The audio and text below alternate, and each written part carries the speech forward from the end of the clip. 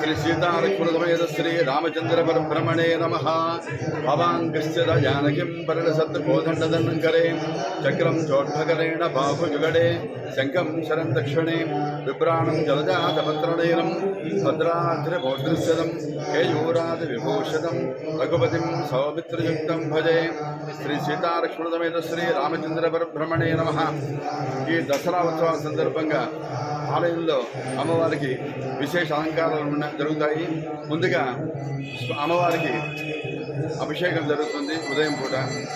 తర్వాత అలంకారం జరుగుతుంది. అమ్మవారికి ఆదిలక్ష్మి అలంకారంతో మొదలవుతుంది.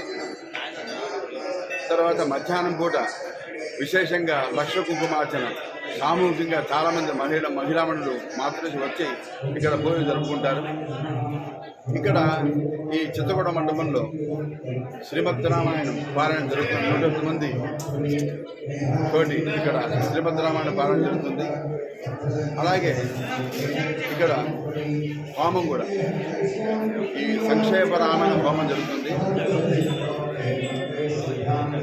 తర్వాత ఆలయంలో ఈ లక్ష కుంకుమార్చన కాగానే ఈ దర్బార్ సేవ జరుగుతుంది.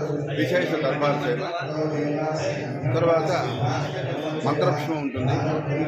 నివేదన జరుగుతుంది.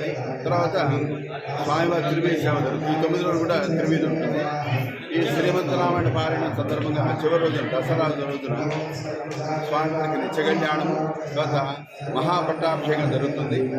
తదుపరి శమీ పూజ చేస్తారు. మధ్యాహ్నం 4 గంటలకి శమీ వృక్షం దగ్గరికి ఆ శమీ వృక్షాన్ని ప్రార్థించి అక్కడ శమీ పూజ జరుగుతుంది. విశేషంగా ఈ పూజ జరుగుతాయి ఇక్కడ. కనుక భక్తులందరూ కూడా పాల్గొని స్వామివారి యొక్క అనుగ్రహణ పాత్రలు కావాలని కోరుతున్నాం. జై శ్రీ.